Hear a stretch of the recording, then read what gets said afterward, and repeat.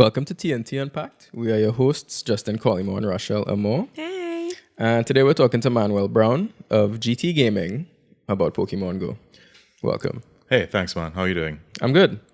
Rachel and I did some research this morning on Pokemon Go, and we realized that we need someone to explain further. Yeah, so I personally have never really gamed in my life. So this was difficult for me to understand this huge popularity in Pokemon Go and this new reality gaming. So we decided to call in the experts to break it down because Trinis have been wondering. We've definitely been curious about this Pokemon Go thing. Well, Pokemon Go is an augmented reality game created by Pokemon Company and Niantic. Niantic is a subsidiary company that belongs to Google right now that develops augmented reality games. Yeah.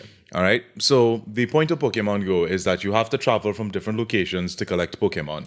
And the goal of collecting Pokemon is to collect all 150 of them right now. And if you want to do battle to control. And if you want to do battle, you have three options of which teams you want to choose from, which is either Team Mystic, Team Valor, or Team Instinct. Wait. Team Mystic and are those the two twins from the TV show? Is it really? Is it? Are they? No? No. Who are the two twins? Then The Wonder Twins? The evil ones in Pokemon? Oh, Team Rocket. Rocket. Team Rocket. I mean Jesse and James. Jesse and James. Oh my God. Are they in the Pokemon Go at all? Oh Can you no, pick their but they team? are people in real life who try. Really? Oh yeah. There's actually a meme about it actually where this girl was saying that she'll take a guy out on a date and then while she's talking to the boy, she'll take a phone, transfer the Pokemon, and the guy was like, "What the hell?" And he's like, "Prepare, Yes, I for did trouble, see that. and make it double." I did see that. Yeah. So everyone, in some way, somebody would be trying to be their own Team Rocket in a sense. Yeah. But yeah, Pokemon Go has been a very wonderful experience for a lot of people who have been able to play it. When it first was able to play for everyone around the world, when it was struggling from two servers in Australia and in Japan, one of the biggest problems was the fact everybody tried. I offered a link for other people to download the APK one time in Trinidad and Tobago when we realized that Pokemon went live in two countries. Niantic made the mistake of not trying to make it region locked at the time. So everyone in the world was playing Pokemon Go from the few servers that they had just designed for two countries. Right. So you can imagine what happened there. It went to hell. Yeah. But I won't lie to you. It's a very enjoyable experience. And for players who've played this game called Ingress, another game that Niantic was made responsible for, it's the same premise as to what Pokemon Go revolves around. The player has to move from location to location to secure points objectives in order to at least gain levels or gain experience and to progress further into the game. Pokemon Go is a little different from that because progression doesn't necessarily mean leveling up. Progression means having the best Pokemon. So you level up your Pokemon to beat other people or beat other Pokemon that you have to capture yourself or to capture locations that you can control on your team. Team Valor for the win. Seriously. Wow. A nice little plug there at the end. Hey. So in terms of statistics, right? How many people are playing Pokemon Go right now? How many As it active users? stands, Yeah. the mobile gaming market is in total of 2.5 billion people. That's mobile gaming market. Billion, you said? Yeah, that's for the mobile gaming market. Right. And apparently 1 billion of that are actually using Pokemon Go. I've been trying to use Pokemon Really? Go. So statistics for there have been insane amounts of data that have been coming out of Pokemon right now, and most of that hasn't even been leaked out yet. Yeah. Because the one thing that Pokemon is trying to do right now is that their main goal for Pokemon is to make money through advertising to other companies. Now, it was originally not planned to do that, but after with its insurmountable success, it's unsurprising that it's going to be that successful, or it has to be taken to that extent. So the Pokemon companies decided to offer options for companies to have their own sponsored content, Poke locations, Poke stops, gym locations for other companies. You don't necessarily have to have one because one of the benefits is that since Niantic is pulling from another server, even though it's more business centered, we can now derive away from it and talk about what the players are doing. Yeah. And as you could see, thanks to the internet, we've seen players go bonkers over this game. We saw guys in Central Park like steamroll or stampede over each other just to catch a wild Dragonite. I mean, don't get me wrong, I would too. I mean, it's a Dragonite for Christ's sake. But yeah, it's a serious game. Right. So for those of us who does not know what a dragon, what? A Dragonite. A Dragonite is one of the strongest Pokemon in the game right now. Oh, Lord have mercy. It's a very rare Pokemon that it's very hard to find. It's one of the final advanced forms of a Dratini. So a lot of players... Yeah. What? Hey. Hey. We're going into different realms here. Oh Lord, I'm Rochelle, just sorry. bear with us, bear I with us. apologize to all the diehard Pokemon fans. I'm sorry. I don't know anything, but I totally respect Pokemon Go. Hey, it's small thing. She really does. I do. I respect it. I think everybody else who plays it respects it too. I mean, it's such a strong fad right now. Even though most of us are catching Rattatas and Pidgeys. I mean, that's painful. I mean, those Pokemon, to clarify, guys, those Pokemon are like pigeons and rats. Like, I wouldn't have guessed by the names. pretty much. So when you Surprise. so that's the Pokemon most people are catching. So you can imagine the depression that some of them go through. So everybody wants dragons and there's only pigeon and a rat. Exactly. So when the Dragonite appeared in New York, everyone just kind of went bonkers because that's rare. Back to when you mentioned that game that came out before Pokemon. What was it? Ingress. Ingress. Yeah. We were talking about how we think that maybe Pokemon Go has opened the doors for other augmented reality games like this to come, but it seems as if Ingress was actually the leader in the industry. Oh yes, Ingress was the leader in the industry when Niantic Labs started it, but it stayed in beta for so long because it was only limited to a few countries. But even if that was the case, it didn't stop anyone who was actually serious about finding new technology to pick up the game and learn it for themselves. Right. So Ingress has its own community, their own meetups, their own battles even, where the entire community gets involved to control certain locations. Now, in Ingress, what the goal is to make sure that you have control as much of an area as humanly possible. That means you have to hack areas, because Ingress is about hacking areas for the two teams that you're responsible for, which is Resistance and Freedom. Very simple names, but you know how it always Braveheart shit happening there. Of course. I haven't played this game in about 2-3 years, so I could have gotten the names wrong. Right, but the idea is that, do you think that now there are going to be way more AR games coming out like Ingress and Pokemon Go? Oh yes, because a lot of the data collected from Ingress is actually used openly. So a lot of the other companies that may be involved with AR technology may be introducing that within their games as well. Another company known as Trinipedial, which is a local company, has also done AR technology down here. Wow. Yeah, so they've been right now pushing the headlong into AR and VR technology for Trinidad and Tobago.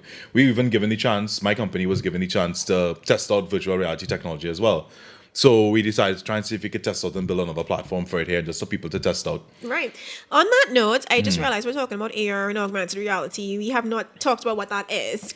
So for people sure. who haven't played, can you describe what the experience is on your phone as opposed to your environment? Oh yes. Now augmented reality, which is opposed to virtual reality. Augmented reality means that the reality that you live in will have features that would be exposed to you on your phone, which means that it requires your physical intervention for you to use the facility. Now with virtual reality provides an entirely new world that you see, in which you will have full access to interact with, not having to just require your own interaction with the real world itself. So augmented reality, to simplify it, comes off as a half world, which you have to play in reality, but virtual reality is a full-fledged immersion into an entirely different world.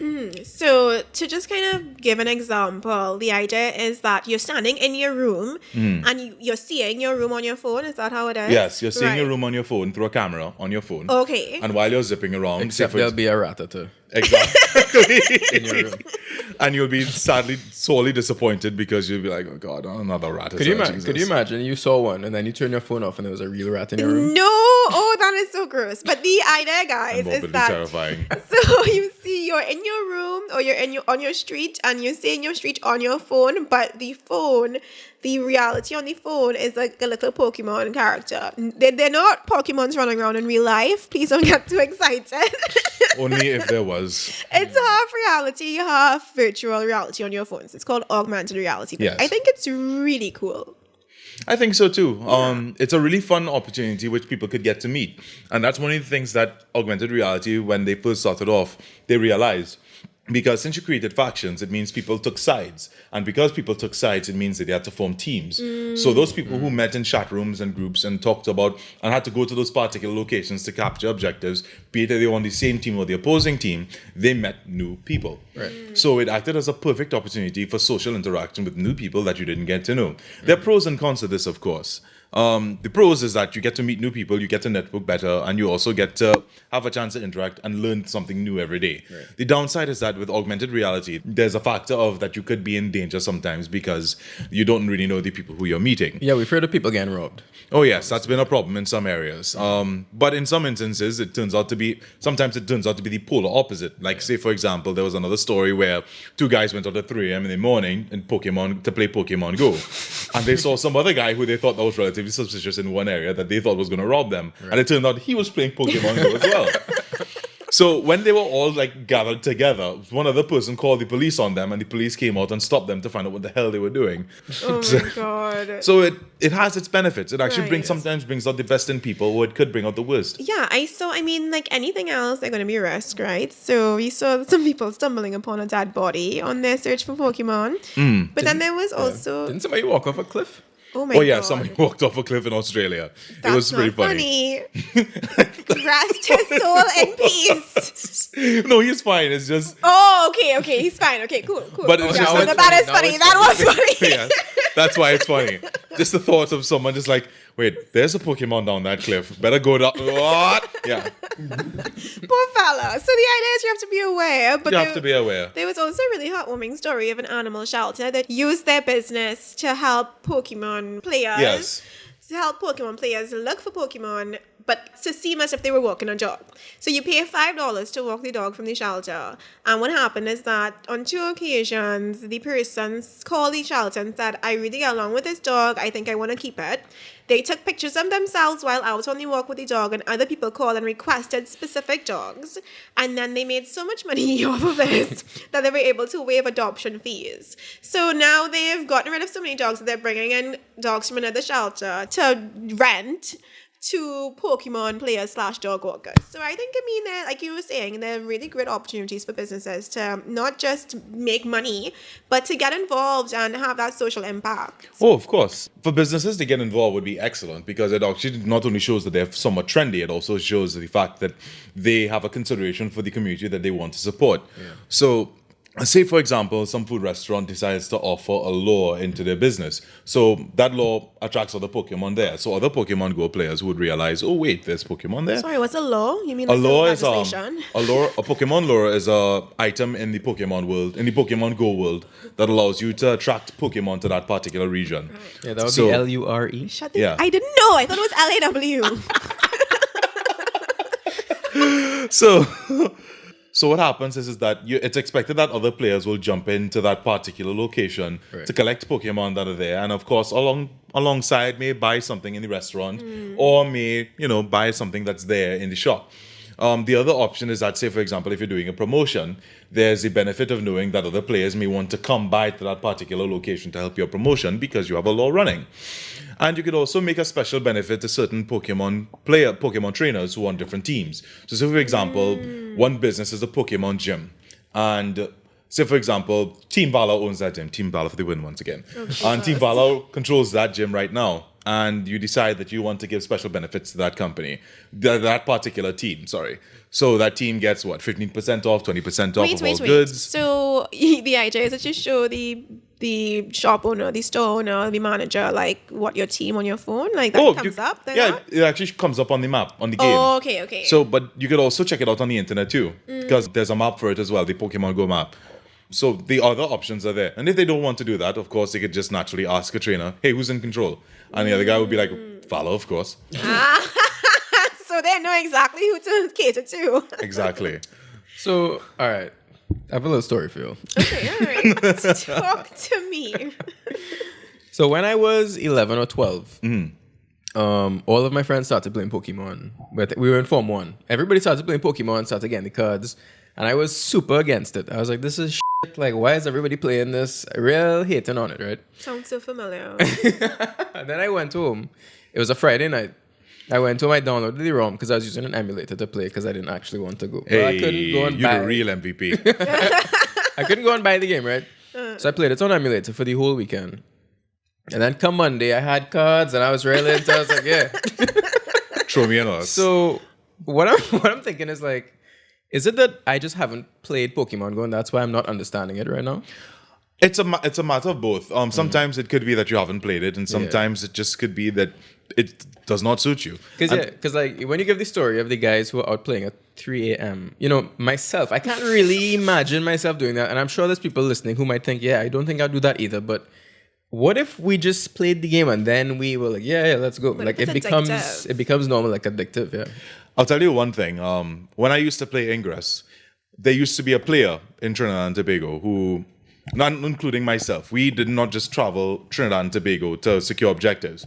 So, for example, in Ingress, we would try to make a node location. So we would have a location controlled in La Brea, and then we would try to control a region in to the tip of Port of Spain or Chagaramas, and then we'll have another point that's controlled by Miaro. Right. So we have 3 of those links networked together, which cover the entire of Trinidad and Tobago, which becomes very impossible to break unless the opposing team has to travel to each and every single one of those locations to break it. How many players did you have on this game in Trinidad and Tobago? Trinidad had about 150. That's a big community for a. And that's a video game that of- was in beta. Yeah, and I've it never heard of. Yeah, exactly.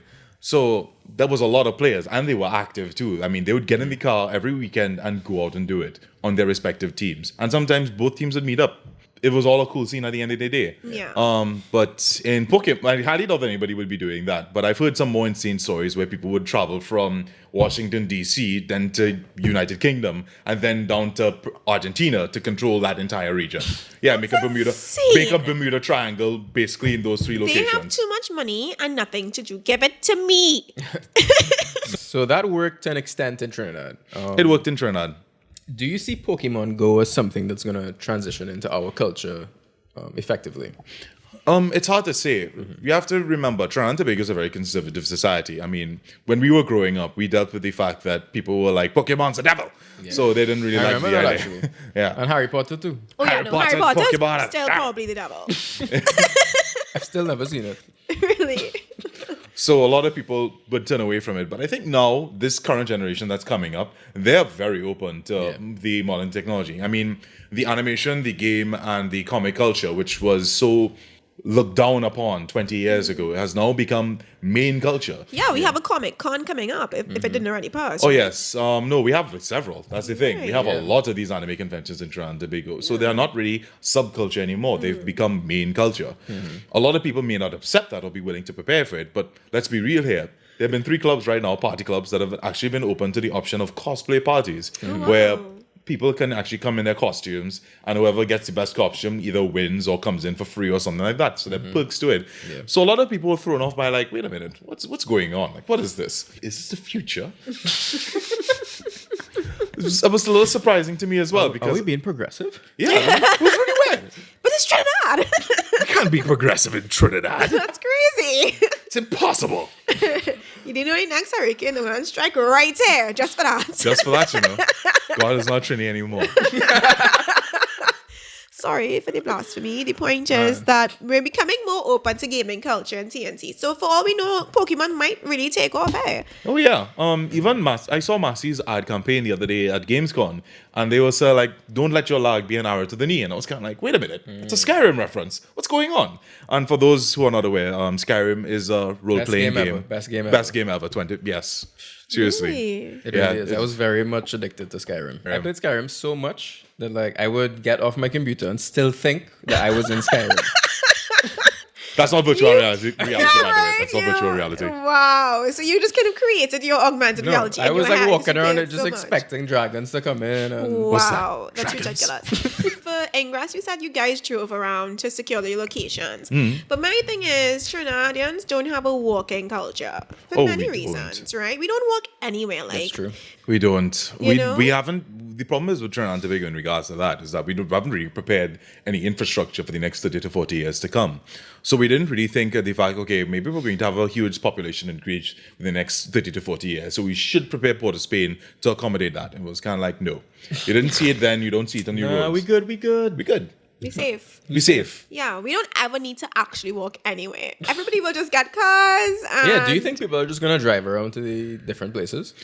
They may drive around and sometimes they may actually think that they're Ash Ketchum and walk. And I mean, I won't blame them. I mean, I would do the same thing too. I'm used to walking and I'm used to riding too. So literally living the dream for Pokemon right now.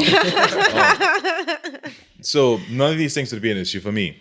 But I think for other players, they'd probably just drive around as well. Either way, I think that there's also a very large portion of Trinidad and Tobago that also does a little bit of walking because they'd rather not spend money to take a car that is going to take you literally 3 miles. Yeah. And you could literally walk that within 45 minutes. Right. But I think that a lot of people in Trinidad and Tobago need to get accustomed to walking. I mean, if transportation was better, I could understand why people don't consider the option of walking. Absolutely, yeah. Because our transportation sucks. But It does. I think for this game, people may actually get out there and move around a bit. Maybe in the neighborhoods, but definitely not. I mean, not in, you can't in some neighborhoods. Oh, in the cities they will. But in the But, neighborhoods, yeah. nah. Neighborhoods, I doubt it. But in the cities, oh, for sure. Yeah. So once, say for example, they may not even come into Port of Spain. Like some cases, if they're in West Mornings, they'll go to West Mall. Or if they're in Maraval, they may go to Long Circular or any other locations that have some significance. I saw some lady talking about how she went to the beach to collect all the water Pokemon. And I was like, wow, we're going to catch all that water All the Pokemon because we have real water.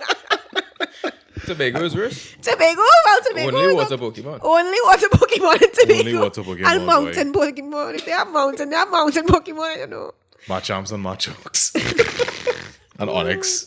Onyx is my boy. Hey, Wow. you're Brockman, boy. Jesus. Anyway, so yeah, I mean, I'm looking forward to this. I think it's amazing for us to start getting out and doing our gaming. And I think it'll be a really nice experience. for Rochelle Chinese. said she's gonna play it and stream. Oh, really? Yeah. Yeah. Oh, that would be nice, actually. Yeah. Because one of the benefits is that if your phone's good enough, you can actually stream Facebook while playing the game. for real? Yeah. So I've seen some people actually do that. Yeah. So what they'll do is that they'll either have one phone for streaming and another one that they actually play the game if your phone's not good enough. Is that they'll live stream on Facebook. Sometimes they'll either live stream the game itself or they'll just live stream themselves playing and while they're playing the game on another phone. My friend and I, we were watching somebody stream, and it was actually very entertaining. Like, Really? not so much him playing the game, but his interactions with people, with strangers. It gives you a more personal feel to how live streaming is. And when live streaming started off, it used to originally be about one random guy from Justin.tv. And then it became one of the biggest live streaming services that we all used for gaming. All right, so you mentioned that you can do this through Facebook, but I saw somebody had a post on Facebook. What was it? It was something like he was basically bashing people for bashing Pokemon, him playing Pokemon Go. So what do you think is the mindset of people who are totally against the game? It's hard to say because when I try to put myself in their shoes, Yeah. I think it's because they think that we're mindless drones, and I can understand from that perspective as to why they'd feel like that. Because when you see someone on a smartphone, when they're just moving around on the street, they do kind of look a little mindless. But I think that a little bit of consideration needs to be made that it's just a game and people just want to have fun. And I don't think that you should really qualm on that because you're not prepared to understand it. And you can't really go around saying, well, I don't play Pokemon Go because I'm an adult. I mean, that doesn't work. Right. That doesn't make you sound mature. That just makes you sound like an idiot. We talked about, older people especially might not understand it, but people need to realize, like you were saying, the future of adult living, millennials especially, this is how we live, this is how we interact, this is how we experience things. We don't play outside anymore, right? But we don't have children. So yes, I'm going to play Pokemon Go. Okay? I want to live my life a little bit and have some fun. Yeah, boy. I really do think that people need to really try to understand it more than anything else because it's not really about being mindless. It's just people just going out there and just wanting to have fun. And in some cases, people may want to take the fun a little bit too far by just literally getting in the role of Ash Ketchum, but I don't blame them. It's an opportunity that a lot of us haven't really gotten a chance to experience before with other people because playing Pokemon used to be a very solo experience. But that's why Pokemon, surprisingly, has always tried, after Red and Blue, to try and see if they can get players to play together with each other. Red and Blue was The first two. first game. Yeah, Red and Blue were the first Pokemon games. Okay. Where it was virtually a solo experience. So you ended up having to pretty much play the game by yourself. Yeah, you have friends that you could relate to it, but you couldn't really play together. So later on, they created a new link feature within the Game Boy where you could actually trade Pokemon with each other with a particular cable that they provided with you. So you ended up getting to meet people and talk about it and trade Pokemon because you had different versions of Pokemon and therefore different Pokemon that they couldn't capture on that version. So you got that benefit. It was a really, really good way to start off socializing. And then you had Gold and Silver, which offered the opportunity for players to, well, in Yellow it was offered as well, but in the other versions it was offered for players to do battle against each other. Hey, you have a friend that also plays Pokemon? Well, you can battle each other. So you've played Pokemon Go, like in Trinidad. Yeah. Is it that you have to download the APK from a foreign? Yeah, you have to download the APK from a foreign thing. I have the download link provided, actually. I could probably link it again to anybody who wants it. Sorry for those of us who don't understand what this is. I believe it's illegal, technically speaking. The thing about it is that it's illegal. It's not really, they don't really recommend that you use it. But the thing about it is that you won't even be able to play it. So it's not like you're going to be banned because the game doesn't work to begin with, because there's no server provided for you here. Yeah. So how did you play it? Did you just change the region on your iPhone? Well, this is what could get you banned. That's what could get you banned. Because if you try to, say for example, I am a developer as well. So what you would do is that you'd want to access the developer options of your phone and enable mock location. So what you do is that you change location from, say for example, you're in Trinidad and Tobago. Well, you just feigned through a particular service on your computer to run a fake IP address to allow you to play in a different country. And just to make sure it was a little bit more legitimate, because the mock locations on your phone enables you to play from where you are in Trinidad and Tobago to play in USA. But of course, Niantic would pick up on that and ban you. Some people would take it to very extreme lengths. They would go on their computers, they would actually set up a proper server that fakes an IP address in a different country so that their phone plays off of so they could play the game. That's ridiculous. So one of the statements you made was that people just want to have fun. And I think like that might be something that the people who aren't into don't understand. Like, what's the fun element of it? Like, what makes the game fun for you? The fact that I get to move around and collect Pokemon, how the game and how the story of Pokemon originated. Pokemon was about exploring, capturing new Pokemon, and battling other people, and to become a Pokemon master, essentially. And for most kids between the ages of 12 to 15 at the time, or younger, 8 to 12, that was literally the dream. That was literally the dream. We didn't want to have a professional job. We didn't want to work in an office and live our soulless lives for some crappy boss. We wanted to literally get out of our houses and spend the next 14 to 25 years of our lives exploring the world and capturing Pokemon. Seriously. That is the life. It is the dream. It is the dream. Yeah. Good Lord. I feel like I need another bear. No, but I mean, I understand that. But that's when we were kids. I mean, Yeah. we're adults now. But that doesn't. But with the augmented reality option, it gives us the option of feeling like we can. It may not be the most accurate, but it is a feeling that we get to enjoy. Yeah, it's some nostalgia, but it's also It's a nostalgia. It's also so simple. You know, you just want to catch some Pokemon. Yeah. That's all you want to do. The game actually encourages you to go outside of your Right. house. Right. And unlike all the other video games that require you to sit down and play it, like some video games take up to an hour to play.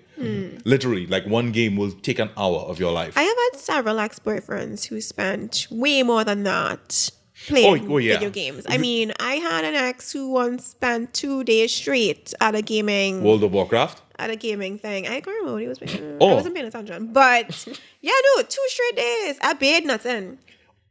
It's become a little soulless per se, because players nowadays really won't try to go outside and meet up with each other because they play the same game. They don't really care. They just want to play whenever They want to wanna play and win. Right. So the culture of gaming has also changed. So when I saw Pokemon Go come out, that original golden culture that was originally introduced in the early 2000s is back again.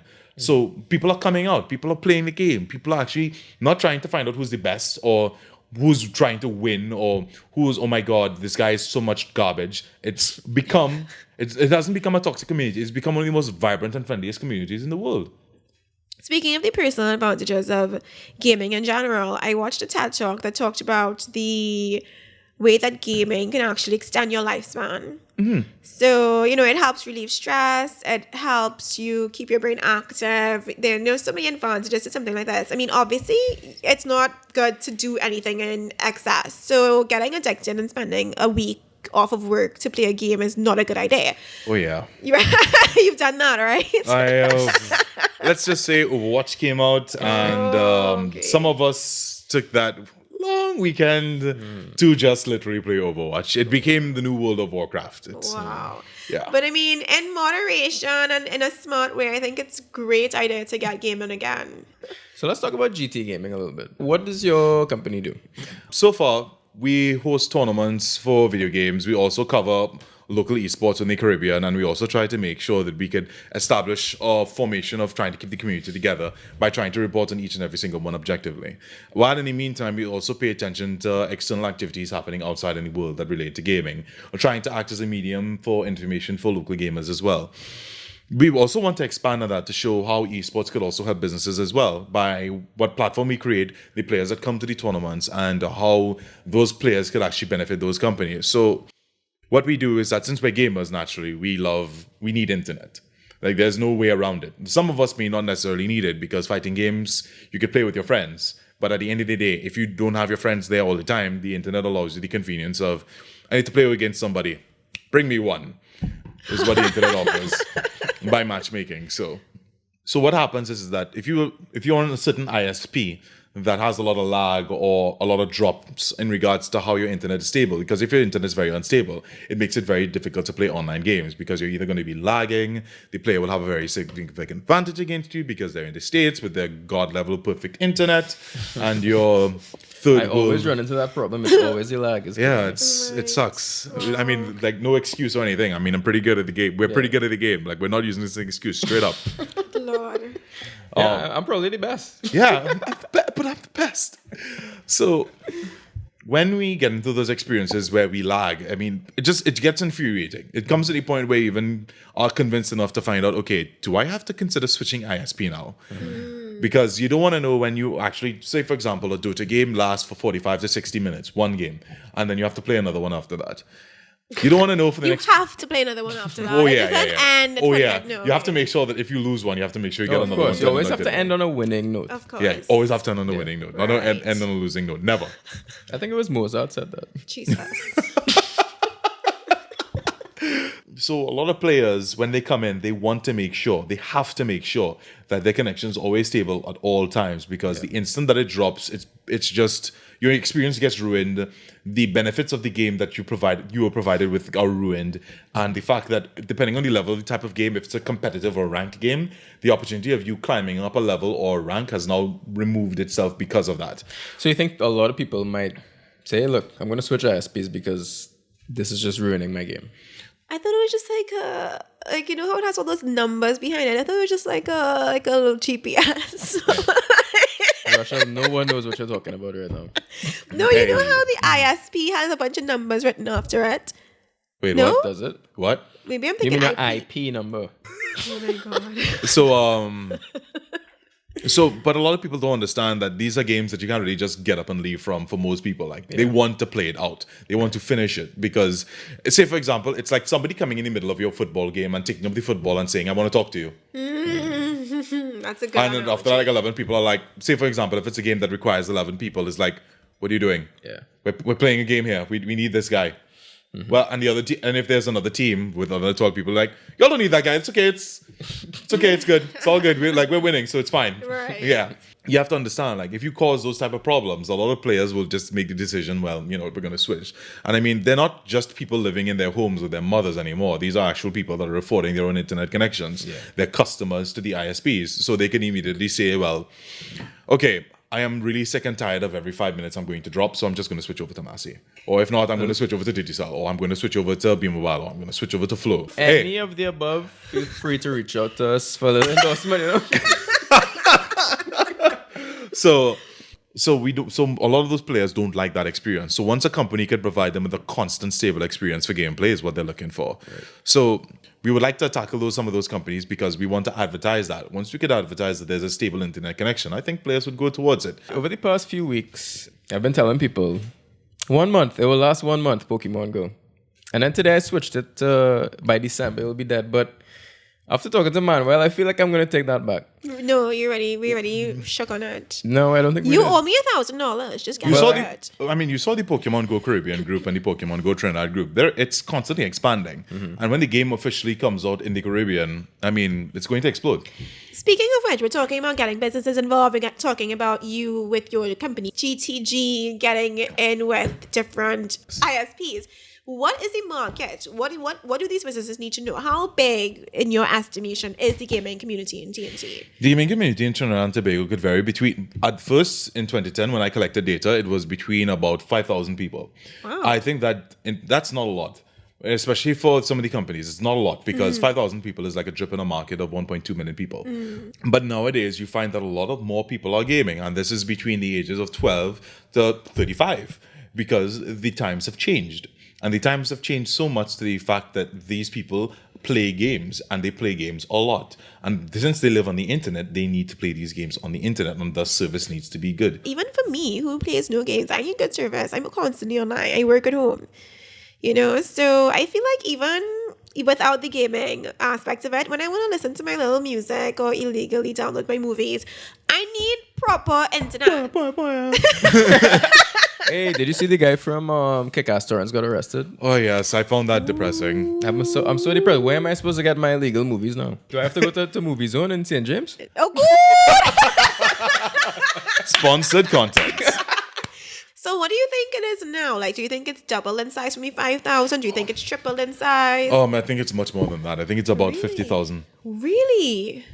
Speaking of, That's why a lot of companies have decided to actually market towards gaming in Trinidad and Tobago. There is a significant amount. There's a billboard where there's like a girl running, and like her lower half is like a robot / cyborg, like some kind of video game character.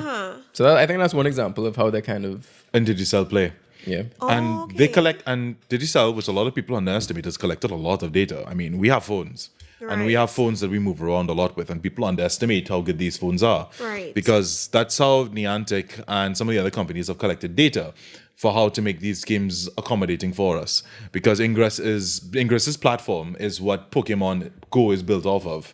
So all the Pokestops, the gyms, anywhere in the location that has significant importance in Pokemon Go is all accepted and taken from Ingress. So in Trinidad and Tobago, our Pokemon stops might be the malls. The malls, King George V Park. Right. The The you have avenue. Kitchener. Ooh, the avenue. Spots on the avenue. The park in the avenue. Any club in the avenue. And if some of them are not, they will be. Right. Because the company may either register their place to be one. Or if you wanted to, that a lot of people don't know, is that you set up your company as one in Ingress. And because Ingress is such a nice feature, and since both databases are linked, that feature will also be bought into Pokemon Go. Interesting. And I guess Ingress will be cheaper than Pokemon Go. Of course, because it's free. And the user submits the information. All Niantic has to do is just review it in a few days, and then they'll send it up and approve it. Very interesting. And Niantic does check it out still because because Ingress is still played. It may not be played as much as Pokemon Go, of course, but the reality is that they can't have both games competing with each other. Right. Makes sense. I don't think we understand in Trinidad how much data can change our lives. Oh, yes, it has. We don't have a data culture. We don't have a culture of knowing what our statistics are and finding things out before we make assumptions or make decisions. But I mean, I think this is a great example of how you can use 50,000 people. That's a lot of people. So let's be real here. Like with that type of information, you kind of get the idea that gaming has really become modern culture. The problem is that it's not accepted or realized as yet. Yeah. And in this world where it's very hard to find new and explore new things because the world is now very small. We're 7 billion people, and everything else that we are going out to see and do has been done by billions of people before us because everything now has been found. There's nothing new to explore. So video games act as that new environment in which we could explore a different world. So, do you know when it's being released in Trinidad? Pokemon Go, so far, from what I've gathered, since I've asked Niantic directly, they've told us that they're supposed to be trying to organize the Caribbean and Latin American region within this month. Okay. So we're hoping to see it by the end of July. If we don't, then we have to probably wait as late as August. But from what they stand, and I can understand why, it's because our population is not that big. And to accommodate accommodate servers for us, we have to make sure that they have to cover the entire Caribbean region. And they could do it. It really shouldn't cost them that much. And they'd end up making more money out of it anyway. Yeah. They will do it no matter what. The problem is just when. And so far, if they're actually gonna stay true to saying that it's gonna be coming out at the end of July, then we're good to go. Right. If not, then we're probably going to have to wait a little longer. I'm very curious to see what it's going to be like when people start playing down here. I am too, because the hype is real. I'm just hoping that the hype doesn't die down when everyone's already stopping to play in the United States. Is this a free game on iPhone? It's free. Okay, just checking. Where the product being sold, so it's going to be free. Well, Manuel, after talking to you, first of all, thank you for coming in. Oh, not a talking to problem. us. And I hope that GTGaming can expand and do bigger things. I hope so too. Well, GTGaming is a subsidiary of Coded Arts, which is my game development company, because we actually do want to get into game development in the Caribbean, which is one of our main focuses. we're hoping to see if we could release our new game, Chasu's Great Adventure, on the Steam platform to sell to 20 million gamers. Hoping to. Wow. Well, we will look out for that. Keep Thank us you. posted. Manuel, Yes. afterward, if you want to discuss any business, you just let me know. Oh, sure, no problem. Just, But I don't know what you do, but I'm all good for it.